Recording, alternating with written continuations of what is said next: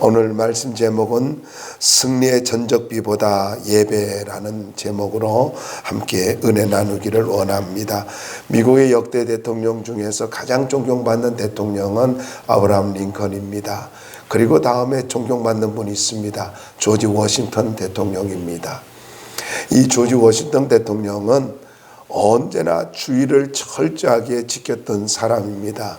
그래서 주일날 누군가가 찾아오면은 같이 교회 가자고 전도를 합니다. 이거는 타협이 되어지질 않습니다. 우리는 여기서 귀한 것을 깨달아야 하는 것입니다. 하나님은 하나님 앞에서 믿음으로 준비된 자를 축복하시고 존귀하게 만드신다는 겁니다. 타협하는 사람, 신앙이 타협되어지는 사람을 하나님은 축복하지 않는다는 거예요. 우리는 이 조지 워싱턴 대통령을 생각하면서 정말로 무엇이 중요한 것인가를 알고 삶의 우선순위를 두고 살았던 그 모습을 우리가 본받아야 될 것입니다.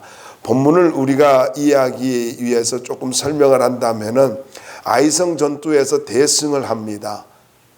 다시 말씀드립니다. 아이성 전투에서 대승을 합니다. 물론 하나님께서 역사해 주시는 대로 그대로 대승을 하게 되었지요. 그런데 이상한 일이 벌어지는 거예요. 그냥 여러분이 여기 와서 그때에 본문 보시면은 승리하고 난 그때에 여호수아가 이스라엘의 하나님 여호와를 위하여 에발산에 한 제단을 쌓았으니 이런 말씀이 나오지 않습니까?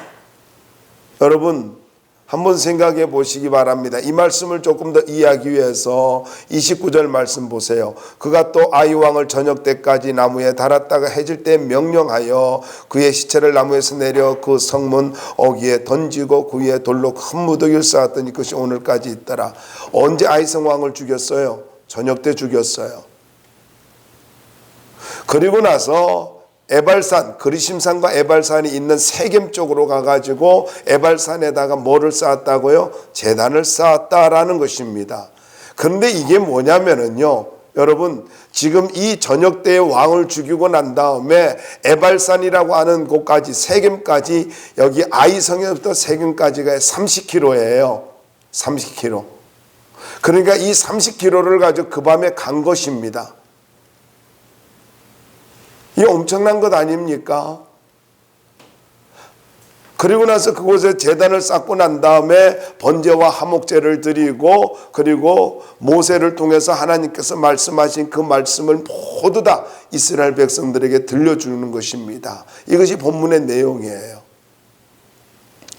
자, 이 말씀을 통해 첫 번째 우리가 생각해야 될 것은 저주의 산에 쌓은 제단과 그리고 두 가지 예배입니다. 먼저 에발산에 제단을 쌓았잖아요. 여러분 세겜 땅에 있는 이 아이성으로부터 아이성에서 세겜 땅에 있는 에발산과 그리심산 약 30km를 가지고 달려갔습니다. 왜냐하면 이곳은 에발산과 그리심산은 이 가나안 땅의 중앙에 위치한 산입니다.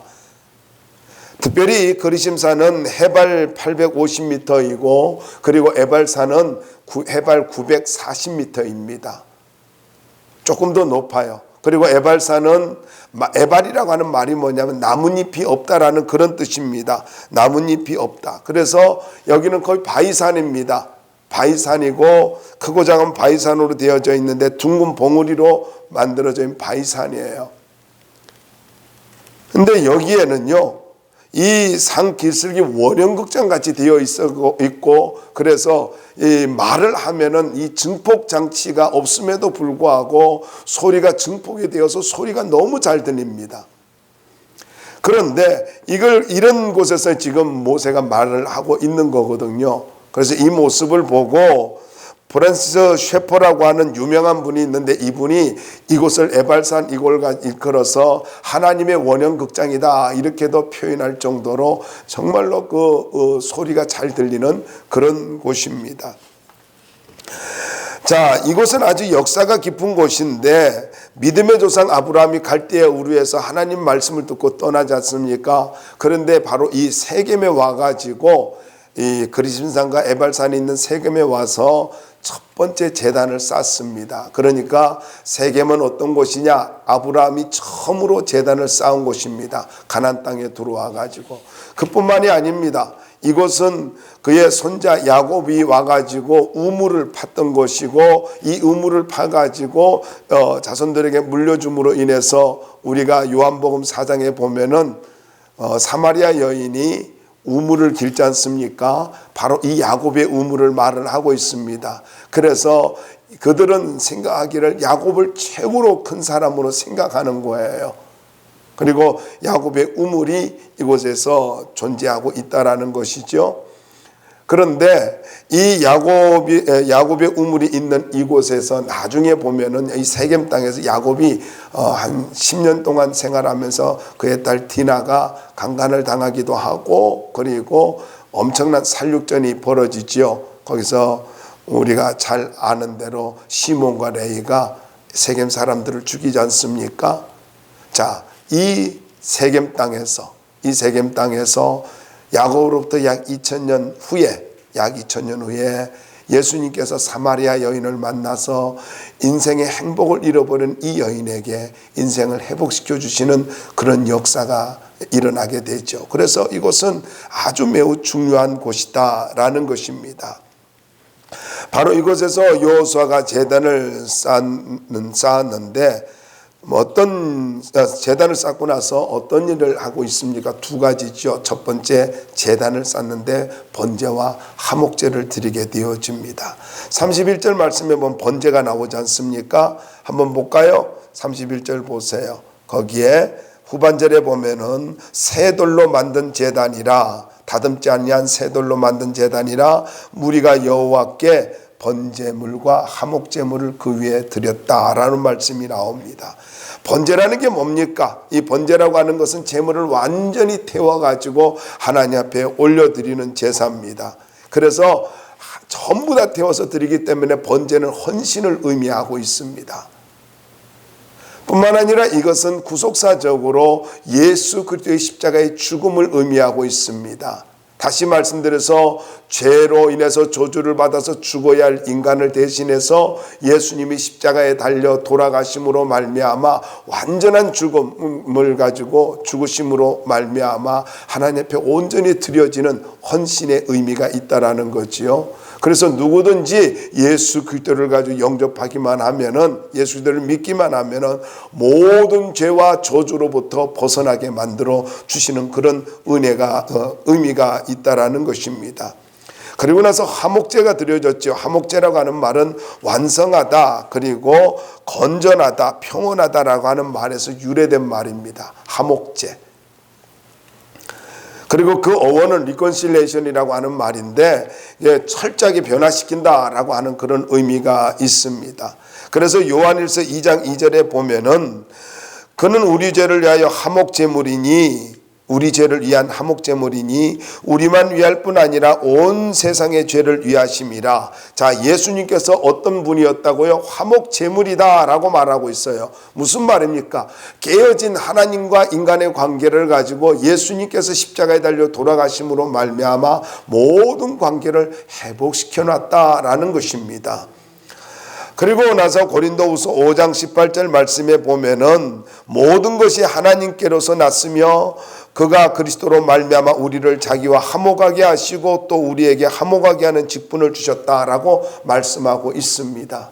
그러니까 예수님은 화목제물이었고, 그리고 인간과 하나님의 사이를 화목하게 만들었을 뿐만 아니라 우리에게 화목하게 하는 직책을 주었대요. 그래서 우리는 예수 믿는 사람은 어떻게 살아야 되는가 하는 것을 이 말씀에서 우리가 고린도후서에서 말씀하시는 이 말씀에서 배워야 하는 것입니다. 우리는요, 관계를 회복하며 살아가는 사람들이 되어야 합니다. 자꾸 관계를 깨뜨리면 안 돼요. 교회에서도 관계가 좋아야 돼요. 성도들끼리도 관계가 좋아야 되고, 무엇보다도 하나님과 관계가 좋아야 되는 것입니다. 특별히 예수의 십자가를 믿는 사람들은 원수지며 살아서는 안 된다는 거예요. 근데 자꾸 분리를 일으키고 분란을 일으키고 문제를 일으키는 것, 이것은 십자가, 그가 어떤 명분을 가졌든지 교회를 분란하게 만들고 분리를 시키는 것은 이거는 마귀적인 일이다라는 거예요. 십자가와 역행하는 삶을 살아가는 사람이다 된다라는 것입니다. 자, 여기서 우리가 조금 더 생각해야 될 것이 뭐냐면은요, 이제 누구든지 예수 그리스도를 믿으면은 이제 하나님과 관계가 완전한 속죄가 이루어져서 관계가 회복되어질 뿐만 아니라 여기서 우리가 한 가지 더 생각해야 될 게 이거라는 거예요. 뭐냐면은 번제를 드리면 성경에서는 꼭 화목제를 같이 드립니다. 이거예요. 화목제가 무슨 의미예요? 감사의 의미가 있습니다. 여러분, 단순한 예배만 드리고 끝나는 게 아니라는 이야기예요. 우리는 반드시 하나님 앞에 온전히 헌신하는 예배를 드릴 뿐만 아니라 그 헌신과 함께 뭐가 있어야 된다고요? 감사가 있어야 된다라는 거예요. 그래서 여러분, 우리의 삶 속에서 반드시 잊지 말아야 될 것이 있어요. 감사가 동반된 예배, 감사가 함께 있는 예배를 드려야 된다라는 것입니다. 헌금도 마찬가지입니다.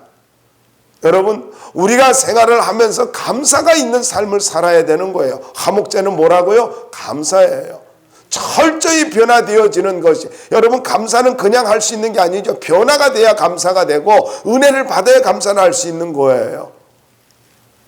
그래서 저주의 산에 이 번제와 화목제를 드린 것처럼 소망이 없는 우리에게 하나님께서 철저한 헌신과 감사로 말미암아 인생을 바꿔주시는 은혜가 십자가를 통해서 이루어진다는 사실을 잊지 말아야 된다라는 것입니다. 자, 두 번째로 왜 제단을 쌓았을까라는 걸 좀 더 생각해 보자고요. 30절 말씀을 한번 보세요. 거기에 보면은 이런 말씀이 있습니다. 아이성 전투에서 승리한 후에 30km를 밤에 30km를 달려와서 하나님 앞에서 제일 먼저 한 것이 뭐라고요? 새돌로, 다듬지 않는 새돌로 하나님 앞에 제단을 쌓았다라는 것입니다. 여러분, 한번 생각해 보십시오. 약속의 땅 중앙에 전적비를 세울 만하지 않습니까? 아니면 이렇게 생각할 수 있잖아요. 아이성에서 전투를 하고 난 다음에 승리를 했으니까 아이성에다가 승리의 기념비, 전적비를 세우는 게 얼마나 좋아요. 의미가 있잖아요. 그리고 또 달려와서 30km를 달려왔으면은 이 30km 달려온 곳에다 더군다나 이 가나안의 중심부에다가 전적비를 세우는 것이 어떻게 보면 합리적이지 않습니까?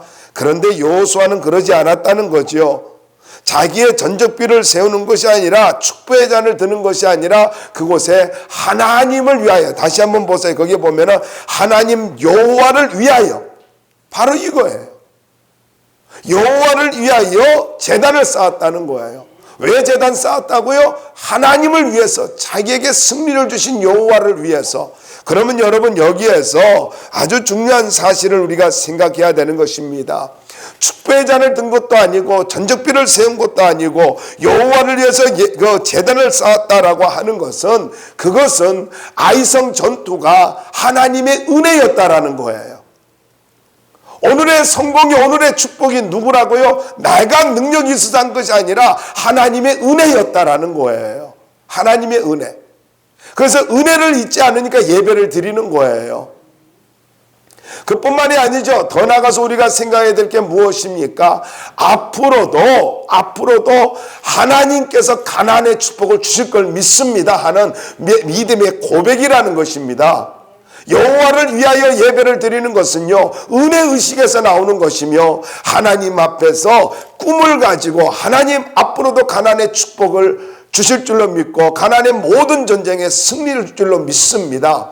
믿음의 고백이고, 그리고 더 나아가서 믿음의 기대감이 있을 때에 믿음의 기대감을 갖고 하나님 앞에 예배를 드렸다라는 것입니다. 그렇다면 여러분, 여기서 우리가 생각해야 될 중요한 것이 있어요. 결론을 내려야 될 부분이요.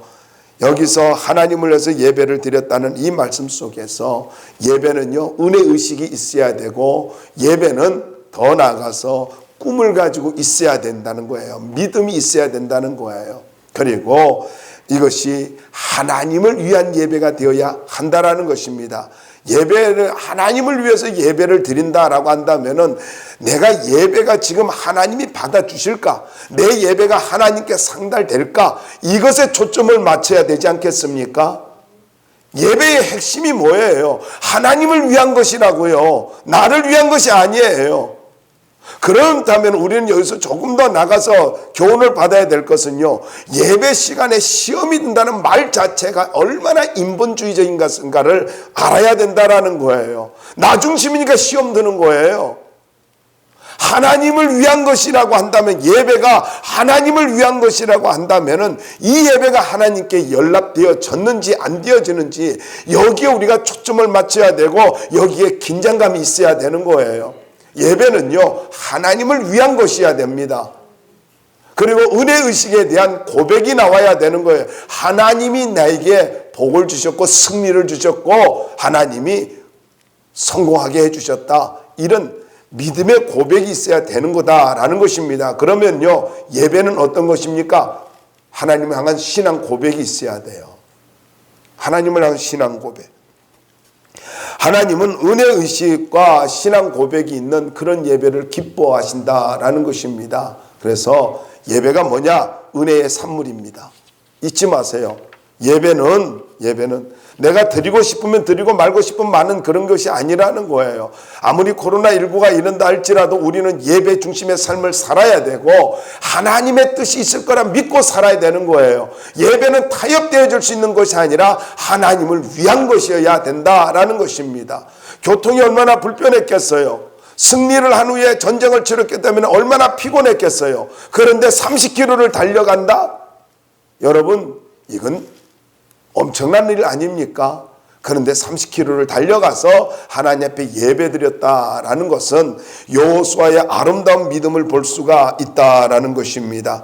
계속해서 여러분 말씀에 보면은 이제 신명기 11장 29절과 30절 말씀에 의하면은요, 이렇게 제단을 쌓은 것은 하나님 말씀에 순종한 것이다 라는 것입니다.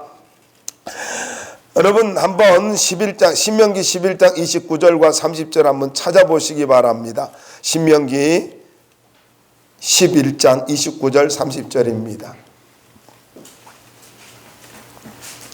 함께 봉독해 볼까요? 신명기 11장 29절 30절 함께 봉독해 봅시다. 시작. 내 하나님 여호와께서 내가 가서 차지할 땅으로 너를 인도하여 들이실 때에 너는 그리심 산에서 축복을 선포하고 에발산에서 저주를 선포하라. 이 두 산은 요단강 저쪽 곧 해지는 쪽으로 가는 길 뒤 길갈 맞은편 모래 상수리 나무 곁에 아라바에 거주하는 가나안 족속의 땅에 있지 아니하냐. 자, 여러분 이 말씀을 보시면은 하나님께서 그 지명을 상세하게 설명을 해주고 있습니다. 이제 가나안 땅에 들어가면 뭐 하라고요? 그곳에서 제단을 쌓으라는 것입니다. 거리심산과 그리고 에발산에서 축복과 저주를 선포하고 하라고 말씀하고 있어요. 상세하게 설명해 주고 있어요. 모세를 통해서 하신 말씀입니다. 그런데 여호수아는 전쟁의 승리에 도취되어지지 아니하고 그리고 축배의 잔을 들지도 아니하고 자기 어떤 기념비적인 전적비를 세워놓지도 아니하고 밤길을 달려서 세겜 땅으로 와가지고 하나님 앞에 제단을 쌓았다라는 것은 하나님 말씀을 그는 기억하고 있었다라는 거예요. 말씀을 기억하고 순종한 것입니다. 30km를 달려와서 하나님 앞에 예배를 드렸다라는 것입니다. 신명기 27장 2절로부터 8절에도 말씀이 그대로 나옵니다. 여러분, 하나님의 말씀을 기억하고 승리 후에 그 승리의 기쁨에 도취되지 아니하고 말씀을 기억하고 순종하는 이 여호수아의 모습, 이것이 참된 그리스도인의 모습 아니겠습니까? 정말 하나님이 기뻐하는 성도들은 어떤 사람이냐? 어떤 기쁨과 어떤 좋은 일이 있다 할지라도 예배를 가지고 타협하지 아니하고 말씀에 순종하며 살아가는 사람들이다라는 것입니다. 다시 말씀드리지만은 승리한 곳에 전적비 세우지 않았어요. 전쟁이 끝났기 때문에 얼마나 피곤했겠습니까? 그럼에도 불구하고 그 밤에 30km를 달려와서 하나님 앞에 순종하여서 제단을 쌓았다라는 것입니다. 여러분, 하나님 말씀에 순종하는 것, 이것이 바로 예배입니다. 말씀에 순종하는 게 예배예요. 하나님 향한 순종의 자세가 있을 때 이게 거리의 문제가 되지 않는다라는 것입니다. 저는요 참 감사해요. 감사한 게 뭐냐면은 오전 예배 때도 일부 예배 때도 말씀을 드렸지만은 우리 교회 정용재가 전북 부안에서 새벽기도 나오고 주일 예배 나오고 그랬단 말이죠. 그래서 야 놀랍다 그랬어요. 근데 교회 가까이 와가지고는 새벽기도를 안 나오고 예배도 빠져요. 그래서 조금 멀리 있어야 더 열심인가 봐요. 근데 교회는 가까운 데서도 좋지만은 또 멀리 있는 것도 나름대로 열심을 품게 만드는 그런 작용도 합니다. 제가 아는 어떤 교회 같은 경우는요, 그분은요 베트남에 있는데 매주일 예배를 드리러 왔답니다. 대단하지 않습니까? 뭐 미국에 있는 분도 그렇고 부산에 있는 분도 그렇고 뭐 주일날 예배를 드리러 그 교회로 왔대요. 제가 아는 교회의 그 어떤 성도가 그 얘기를 담임 목사님이 말씀하는데 조금은 부러운 마음이 들더라고요. 여러분 어떻습니까? 우리는 종종 거리 때문에 예배를 잘 못 드리는 경향이 있더라고요. 제가 한번 석바위에 있는 사람을 전도를 했습니다. 전도를 했는데 그때는 광교동에서 목회를 할 때인데요. 교회가 어디냐고 묻더라고요. 그랬더니 광교동이라고 했더니 그렇게 뭐냐고. 그 차로 10분 정도밖에 안 걸리거든요. 그래요. 성도 있는 사람한테 전도를 하니까 아니 그냥 그렇게 뭐냐고. 논현동은 너무 멀지 않느냐고 그래요. 여러분 생각해 보세요. 저는 서울에서 살면서 40분 1시간 거리는요 아무것도 아니었어요. 아무것도 아니었다고. 근데 인천에 오니까 뭐 지금은 인천 사람 다 됐습니다만은요. 인천 사람이죠. 한 30년 살았으니까. 그런데 세상에 뭐 10분 걸리면 멀다 그러고 15분 걸리면 30분 걸리면 너무 멀다 그래요. 근데 놀러 갈 때는 엄청나게 몇 시간씩 가면서 예배는요. 여러분 오늘 말씀 보세요. 여호수아는 30km를 밤에 그것도 낮에 아니에요. 전쟁에 승리하고 난 다음에 아이성 왕을 죽이고 나서 30km를 달려갔다고요. 왜요? 말씀에 순종하기 위해서. 거리의 문제가 아니에요. 여러분 예배는요 거리의 문제가 아니라는 거예요. 이건 믿음의 문제라는 거예요. 믿음의 문제예요. 잊지 마시기 바랍니다. 하나님 앞에서 거리를 이야기하는 것은 그것은 결코 좋은 믿음 아니에요. 그래서 저는 여러분들에게 도전 드립니다. 예배는요 하나님 앞에 믿음의 자세입니다. 그 자세가 좋아야 하나님 앞에 성공하는 예배를 드릴 수가 있다라는 것입니다. 자, 마지막 세 번째로 여호수아가 제단을 쌓고 한 일이 무엇이냐 하는 거예요. 여러분 32절 말씀 한번 읽어볼까요? 다시 본문으로 돌아와서 32절 한번 읽어보자고요. 시작. 여호수아가 거기서 모세가 기록한 율법을 이스라엘 자손의 목전에서 그 돌에 기록하매. 아멘. 자, 여러분 이 말씀에 보면은요 예배 드리고 난 다음에 거기에 돌을 가지고 취해 가지고는요 거기다가 석회를 바르고 하나님의 말씀을 기록했습니다. 신명기 27장 2절로부터 4절까지 말씀을 거기서 기록을 한 거예요. 예배 후에 말씀을 돌에 새겼다라는 거죠. 아주 중요한 의미가 있지 않습니까? 아니 예배를 가지고 드리고 난 다음에 하나님 앞에서 이스라엘 백성들이 보는 가운데 신명기에 있는 이 27장 2절로부터 4절의 말씀을 기록을 했다. 무엇입니까? 다 볼 수 있도록 말씀 기록한 거예요. 여러분 이 말씀을 이해하기 위해서 고린도후서 3장 3절을 한번 찾아보자고요. 고린도후서 3장 3절입니다. 신약성경인데요. 고린도후서 3장 3절입니다. 우리 함께 봉독해 봅시다. 시작. 너희는 우리로 말미암아 나타난 그리스도의 편지니 이는 목으로 쓴 것이 아니요 오직 살아계신 하나님의 영으로 쓴 것이며 또 돌판에 쓴 것이 아니요 오직 육의 마음판에 쓴 것이라. 할렐루야.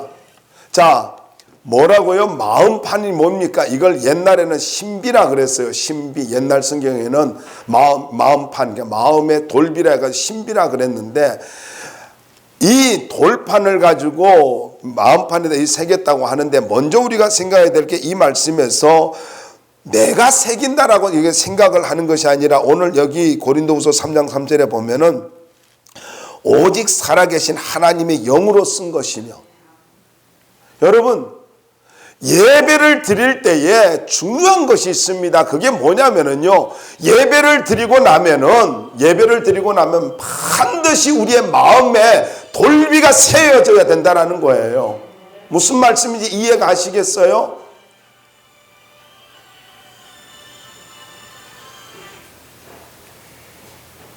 여러분 정말로 중요한 거예요. 무슨 말이냐면은 예배 드리고 나면 마음판에 마음의 비석이 세워져야 된다고요. 마음의 비석이. 이게 돌비가 세워져야 돼요. 근데 이 돌비가 어떻게 세워져요? 성령으로 세워지는 거예요. 그래서 예배 드리고 나면 어떤 일이 벌어져야 됩니까? 내 마음속에서 성령으로 선명하게 내 마음판에 비석이 세워져 가지고 어디를 가든지 이 말씀이 증명되어져야 되고 살아있어야 되는 거예요. 예배 드리고 나서 은혜 받은 말씀이 뭐냐라고 물으면은 은혜는 받았는데 잘 모르겠다 그래요. 은혜는 받았는데 모르겠다. 여러분 이게 무슨 거예요? 무슨 의미예요? 예배 제대로 안 드렸다는 거예요. 예배는요 반드시 예배 드리고 나서 말씀의 돌비가 내 마음판에 새겨져야 되는 거예요. 마음의 비석이 세워져야 된다고요. 마음의 비석이. 예배 드리고 나면 뭐가요? 마음의 비석이 있어야 돼요. 성령에 의한 마음의 비석이 있어서, 여러분 보세요. 우리가 아는 대로 무덤에 보면 비석이 있잖아요. 어때요? 비석이 막 이렇게 돌보지 않아 가지고 이렇게 비석을 덮었다 할지라도 잡초 싹 제거하면 거기에 선명하게 글씨가 있지 않습니까? 누구의 묘라고, 그리고 뒤에 자손들이 누구라고 다 나와 있잖아요. 여러분 우리가 하나님 앞에 예배를 드리고 나서 반드시 마음의 비석이 세워져야 되는데, 신앙생활을 하다가 때로는 넘어질 수 있잖아요. 잡다한 생각에 우리의 마음에 잡초들이 날 수 있잖아요. 그런데 그 잡초를 어느 순간에 제거할 때에 선명하게 여러분들의 마음속에 마음의 비석이 딱 나타나야 된다고요. 자, 여러분 우리가 잘 알지 않습니까? 갈매산 기도에 하나님 앞에 들려준 강력한 메시지들이 있었잖아요. 약속의 말씀들이 있었잖아요. 그러면 어떻습니까? 어디를 가도 이야기할 때 그 갈멜산 기도회 때에 아즈카라의 하나님, 그거 기억나잖아요. 셀라하만 누구 하나님께서 이렇게 했던 말씀 기억나지 않습니까? 분이엘의 아침 기억나잖아요. 선명하게 마음판에 돌비가 새겨져야 된다고요. 예배는 돌비가 세워지는 시간이라고요. 예배 드리고 나서 나갔을 때 집사님 나는 오늘 장로님 오늘 나는 이 말씀이 내 마음에 너무 은혜가 되었다. 돌비가 세워지는 거예요. 현대 크리스찬들의 문제가 무엇입니까? 예배는 드렸는데 종교의식은 있었는데 말씀의 돌비가 안 세워지는 거예요. 말씀의 돌비가 세워져야 된다고. 오늘서부터 여러분 믿음으로 결단하시기 바랍니다. 여러분이 예배를 마치고 난 다음에 말씀의 돌비가 세워지는 그런 예배를 드리겠노라고. 말씀의 돌비가 있어야 돼요. 심령의 돌비가 있어야 된다고. 누가 보더라도 나에게 은혜가 있고 누가 보더라도 말씀이 나와 함께하고 있는 것, 그것이 증명되어져야 돼요. 다시 한번 도전을 드립니다. 성령의 능력으로 여러분에게 말씀의 돌비가 세워지기를 바랍니다. 이렇게 해야, 말씀의 돌비가 새겨져야 말씀의 권세와 능력을 가지고 살 수가 있는 거예요. 말씀이 뭐예요? 우리가 잘 아는 대로 특별히 여러분 이 말씀은요, 누가복음에 보면은 대적 하나님의 말씀은 능치 못하심이 없느니라 그랬잖아요. 말씀이 뭐라고요? 능력이에요. 말씀이 능력이라고. 그래서 말씀이 새겨져서 누가 보더라도 말씀의 돌비, 내가 묵상만 하면 그래 오늘 예배 시간에 이 말씀이 있었지. 그래서 마음판에 돌비가 새겨져 가지고 그것이 선명하게 여러분의 심령을 비춰줄 수 있어야 된다라는 것입니다. 더 나아가서 33절로부터 35절 말씀에 보면은 하나님의 모든 말씀을 다 선포했다라고 말씀하고 있어요. 근데 재미있어요. 재밌는 게 뭐냐면은 33절과 35절에 보면은 말씀을 듣는 대상들이 나와요. 온 이스라엘, 장로들, 유사들, 재판장들, 뭐 본토인, 이방인, 레위 사람, 제사장들, 그리고 35절에 보면 온 이스라엘 회중들, 여인들, 아이들, 동관객들 뭐 이렇게 나옵니다. 근데 여러분 이상하지 않아요? 아니 온 이스라엘 회중이라든가 또 장로들이라든가 뭐 이런 재판장이나 이런 사람들 이해가 되죠. 그런데 보면은 본토인이 있고 이방인이 있다라는 거죠. 그리고 동관객들이 있다라는 거죠. 지금 여러분 생각해 보세요. 30kg를 가지고 어떻게 왔다라는가? 용사들만 왔다는 이야기가 아니죠. 어린아이들까지 다 움직였다는 거예요. 여자들이고 어린아이들까지 다 움직여서 지금 세겜으로 온 거예요. 아이성에서 세겜으로 온 거예요. 그리고는 그 산으로 올라가는 거예요. 해발 940m를 같이 올라가 가지고 거기에 있는 거예요. 이게 쉬운 것이 아니죠. 근데 거기에 누가 있어요? 이방인들도 있었어요. 우리가 아는 대로 애굽에서 나올 때에 허다한 잡족들이 같이 따라 나왔잖아요. 그리고 가나안 전쟁을 하면서 본토인이 있었으니 같이 지금 흡수되고 있는 거예요. 물론 기생나합도 있었겠죠? 없는 것 같아요? 있어요. 같이 움직이고 있는 거예요. 여러분 한번 생각해 보십시오. 이렇게 어린아이들까지 모두 동원해가지고 모두 다 와가지고 있는 자리에서 어떻게 했다고요? 하나님의 말씀을 모두 다 전했대요.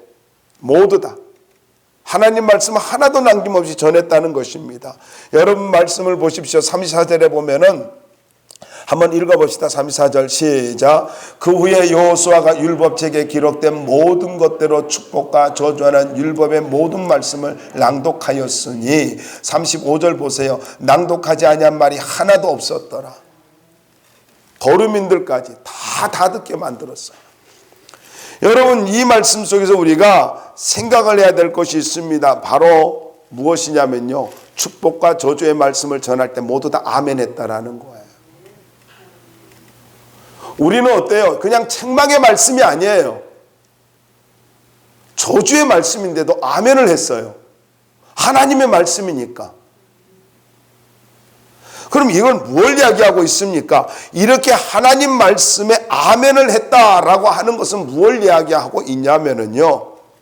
이것은 하나님 앞에서 하나님의 말씀의 능력을 믿은 거예요. 자, 이걸 잘 이해할 수 있는 말씀이 디모데후서 3장 17절인데 한번 찾아보자고요. 디모데후서 3장 17절입니다.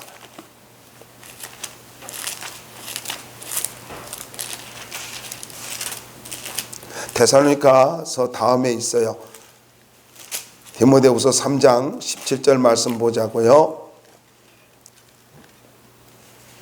16절 17절 두 절 읽겠습니다. 함께 읽어봅시다. 시작. 모든 성경은 하나님의 감동으로 된 것으로 교훈과 책망과 바르게 함과 의로 교육하기에 유익하니 이는 하나님의 사람으로 온전하게 하며 모든 선한 일을 행할 능력을 갖추게 하려 함이라. 아멘.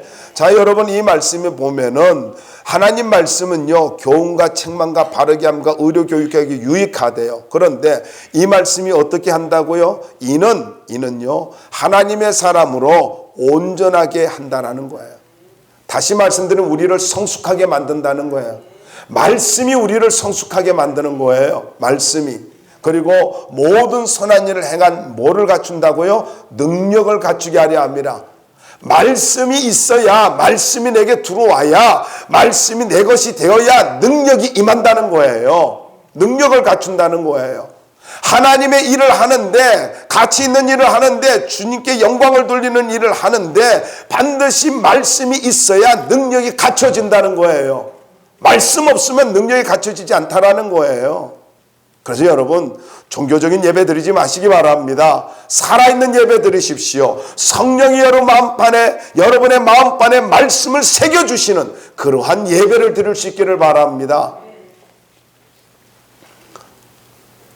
이제 결론을 맺을게요. 여러분 말씀을 이렇게 제단을 쌓고 예배를 드리고 말씀을 선포했잖아요. 자, 제단을 쌓고 예배를 드리고 말씀을 선포했어요. 무슨 의미입니까?